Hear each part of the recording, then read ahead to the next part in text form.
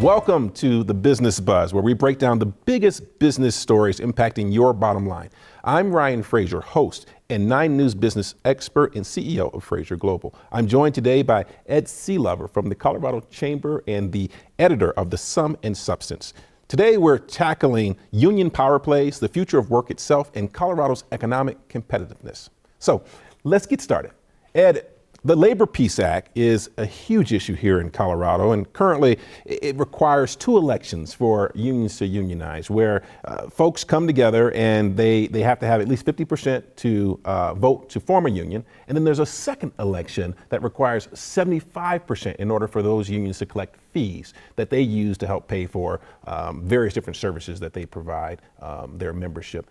This issue is a hot button issue right now in Colorado. The business community and labor unions are having quite the time down at the state legislature. Give us the rundown on what's happening today.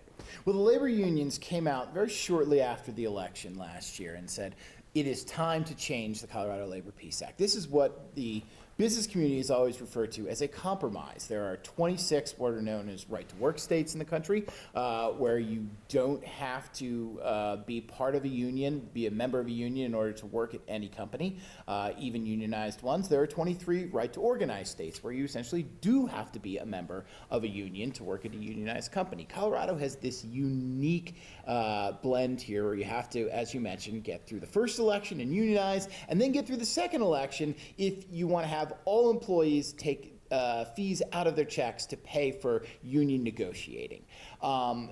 The workers are saying this is holding us back. Colorado has a 6.9% unionization rate in the private sector. It is actually the lowest rate of unionization in the private sector among all states that are not right-to-work states. AFL-CIO, who's really headed this up, says if we get rid of the second election, suddenly we can go immediately to the idea of starting to negotiate over collecting fees from all workers, because that's what this does. It doesn't guarantee fees will be taken from paychecks. It allows the union to negotiate with the employer about that. And we're going to see workers unionize more, and that's going to lead to higher benefits, higher wages, safer conditions. That's where the union is coming at from it. Business leaders are saying, no, this is a bad idea. For 82 years, this has been the compromise position, and it's served Colorado very well, they say. When companies come in talking about relocations or expansions, one of the first things they ask about in any state is the labor atmosphere. Colorado wins points by saying, we're not right to work, but we're also not right to unionize. They take this away, our economic competitiveness will drop even more, and it's been in a bit of a free fall for the last couple of years because of rising costs and regulations to begin with. They're also saying, look, this is a safeguard so that if, say, 50.1% of a workforce votes to unionize, you can't come in and tell the 49.9%, well, guess what? Now we're automatically taking money out of your paychecks for this, too. This sets a higher bar if people are going to actually have to pay the union fees for their negotiating. That's the battlefield that we're playing on right now. So this whole idea of a second election, does it really protect individual workers' rights, or does it unfairly tilt the playing field in the advantage of business? What's the perspective on that from what you're hearing? Well, the perspective is both, depending on who you're talking to about this. Union members say, look, this gives business owners a chance to come in once again and put up some really anti-union tactics in how they describe this and how they try to do union busting. And they say they've seen this at a lot of places where companies will just call in workers and tell them, look, this is a bad idea, don't do this. Having a second election just gives them a second chance to do that and effectively nullify the gains of unionizing if the union can't get the money it needs from every worker to pay for its negotiating activities. Businesses say, no, this is absolutely a safeguard. These workers don't want to join. And frankly, if you start seeing more companies unionize and force people to pay these fees, you're going to start seeing people leave those companies. The restaurant industry is one in particular that has come out and said, our folks don't want to unionize. And frankly, if you unionize their workplace, they will leave. And that's going to cause all kinds of problems to the restaurants and the remaining workers in that too. So it really depends which side of the argument you're sitting on here to decide what the effect of the second election is. Yeah, so if you think about it, right, there's the workers' right from two angles, right? There's one, the right to have increased access to unionize, but there's also the right to not unionize that, some workers may prefer. From a business perspective, I can see the argument that by disrupting the Labor Peace Act, it will potentially make the Colorado business landscape less attractive to employers who may be looking at the state to come in and either add jobs or to relocate to this state. And so those are the fundamental questions I think that are at odds, if you will, in this legislative session. What do you expect to happen over the coming weeks and months? Well, there are a ton of legislative Democrats who are signed on to this. This passed its first committee hearing, but immediately after it passed its first committee hearing on January 20th, two sides went back to the negotiating table, trying to see if there's a compromise. Governor Polis has said, I don't want to sign this bill unless businesses sign off on it as well. And businesses are going to need some kind of compromise that will enable the second election to stay in place. But maybe we're talking about a lower percentage of people that have to vote for the second election. Maybe we're talking about the idea of the first and second election technically going at the same time. That you can vote to unionize, but if you don't hit a certain bar, you don't get what's called union security, which is these fees automatically coming out of workers' paychecks if the unions can negotiate that with their employers. I expect this will be one of the most contentious issues of this entire session, and I don't see an immediate solution on the horizon right now. But meanwhile, while this is going on, there's kind of the shadow battle where you've already seen a conservative group send in its plans for a ballot measure that would just convert Colorado to a right-to-work state. That's going to blow up the negotiations as well. So I think we're going to be talking about this for a long time. So right now, you don't see any clear line of sight on finding common ground, right? That's what I think that's what I just heard from you. Is that at this point? Not yet. I Okay. mean, there are ideas that have been thrown out there. Senator Nick Hendrickson, who was one of the folks who voted for this in the first hearing and immediately said, I'd like to see compromise, has thrown out some of those ideas, such as the higher bar to go union security. But we haven't seen any definite movement, particularly from the labor side, who has said, our goal is to get rid of the second election. And if that is the clear dividing line, that's a line that neither side wants to step over right now. Yeah, it has huge implications for Colorado's business environment, as well as workers' right to unionize. And as you said, more to come. We'll probably be talking about this again on a future business segment. But speaking of the future, the future of work is another big area with all these changes that are happening, whether it be the right to unionize or the innovations that are happening with technological advancements and AI. Globalization, while some say we're getting away from it, it's still very much present today. Changing demographics, Ed. Let's talk about the future of work. I'd love to hear, what are your thoughts on what's happening today in Colorado, and for that matter, around the country? Well, that's a tiny topic, but let me give that a shot there, Ryan. I think nothing disrupted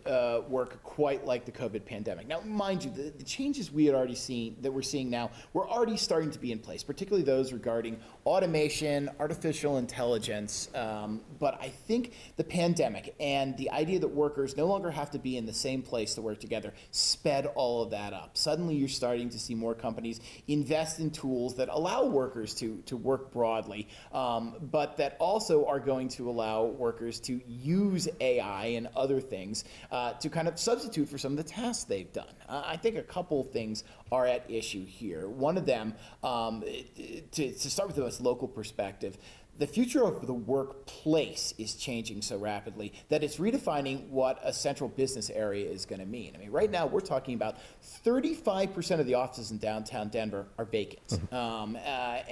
And that doesn't just affect the buildings they're in, that affects the shops, the restaurants around them, that affects the core of the city, because if you don't bring the workforce into downtown on a daily basis, you are not going to have the same vibrancy, and everybody gets impacted by that. Secondly, if you want to spread it out for a bigger picture, you have to ask the question, well, what is automation going to do? How are the processes of work changing? AI is speeding up rapidly. I mean, a year from now, we'll probably look back on this conversation and say it sounds somewhat antiquated. But AI was meant to come in and to relieve businesses of some of the tedious and monotonous tasks, that maybe they're putting too much manpower into when it can be done more quickly. However, we're finding that it's doing a lot more things, even getting into the creative space, taking up marketing, taking up art, graphic design, things like that. And I think that's going to reshape the future of the workforce too, in that people are going to have to learn new skills working with this or working to design these programs where before they had designed things on their own,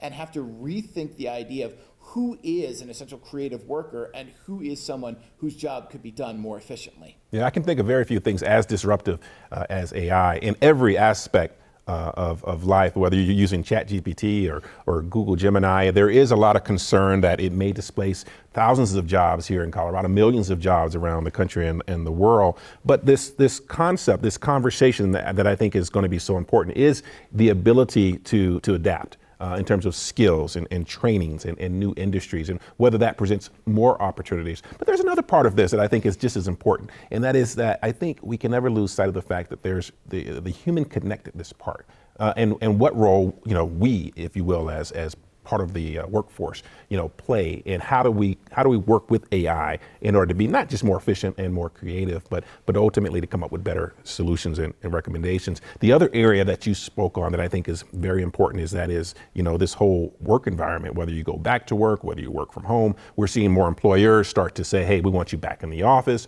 The federal government under the new administration is now saying federal workers, you got to come back. So you wonder, whether we're going to see, more people return to work, or whether we're going to, see folks, have some sort of hybrid schedule, things like that. But it's clear to me that the future of work is going to look very different, if you will, than it has even today in the years to come, with a mix of AI, a mix of hybrid work, and ultimately a range of different disruptors happening in our economy. Anything else come to mind that you want to? I will say that I think when we emptied the offices at COVID, as mandated by governments, nobody had a plan for that. People were already starting to envision the idea of, could we work more remotely? Can we use computing to connect us in ways that we don't have to be in the same room for? This was not planned. This was, boom, you're gone, and how do we get together? I think there are a lot of stumbling blocks that came out of there where people realized, hey, this may work in some ways, but not in others. And that's what we're seeing is a resetting now.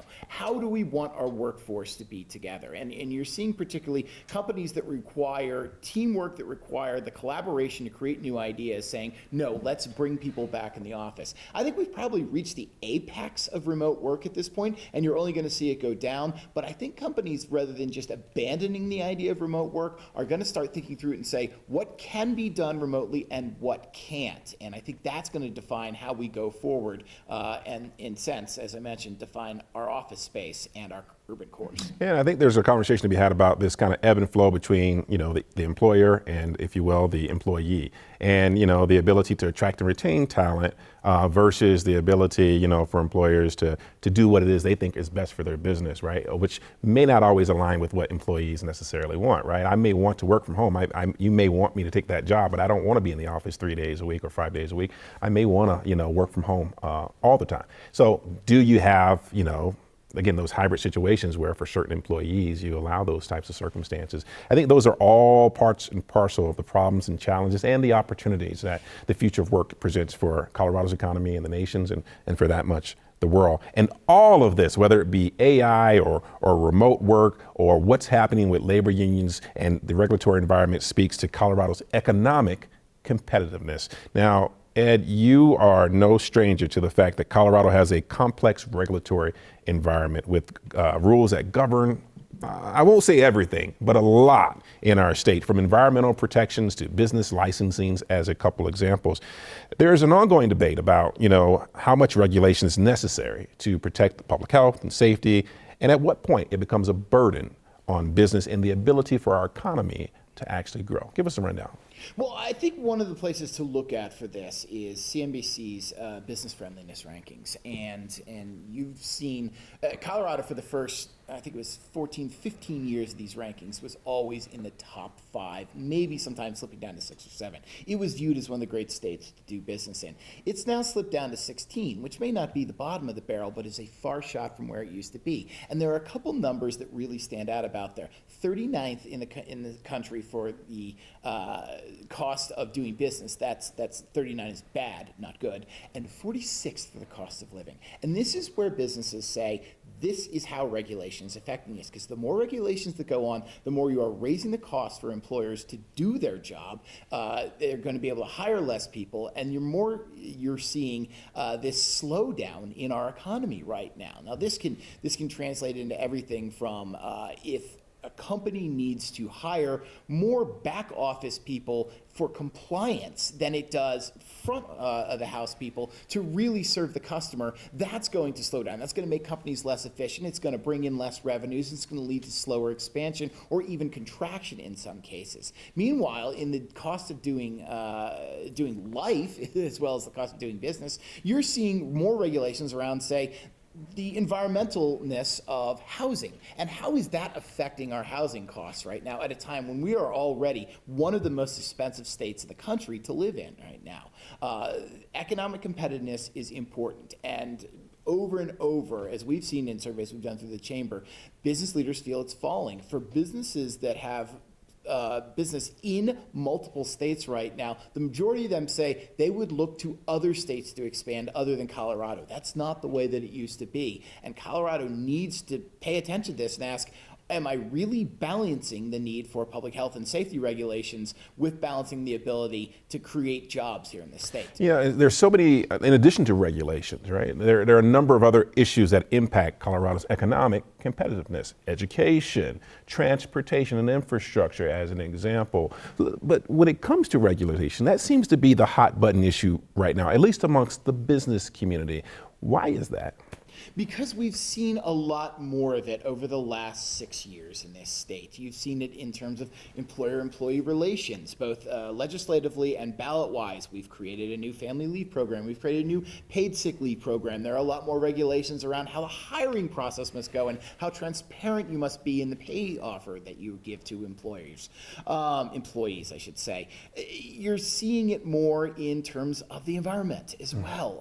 The state passed law in 2019 that essentially said we're going to clean up the environment. And that has led to 5-6 years of different rulemakings that have come about since then. So everyone from manufacturers to commercial buildings to the oil and gas industry is playing under new and more stringent rules, and that's driving up their costs as well. Eventually, all of these rules piled on top of each other is enough for some businesses to say, that's it, I'm not expanding here anymore, I'm looking to other states. And it's completely understandable, right? I mean, look, as someone who's worked in business, I mean, myself, I understand how regulations can stifle a lot of innovation. They can stifle some initiative because you say, it's just too much paperwork, it's not worth it. So I completely understand it, but I think there is an argument also that there's sensible regulation that needs to happen, whether it's related to the environment or other areas. And so how do we find that balance? Where's the business community coming from in terms of the balance between the need for regulation and the need for less regulation?